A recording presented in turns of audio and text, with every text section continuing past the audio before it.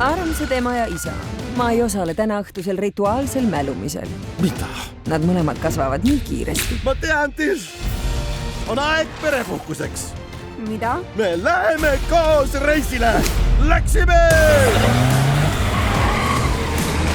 Sel aastal See reis muudab Adamside pere lähedasemaks kui kunagi varem. Või pole ühtki ellujääjat. minge sinna, kuhu ükski Adams Ussakara! pole varem läinud. See on lihtsalt meie ja vaikusega. Ja nüüd see on suur. Adamside suguvõsa 2. Seal ta ongi! Kena sind näha mu purrudega nõbu. Ma ei saa ikka veel aru, mida ta räägib. Varsti kinodes.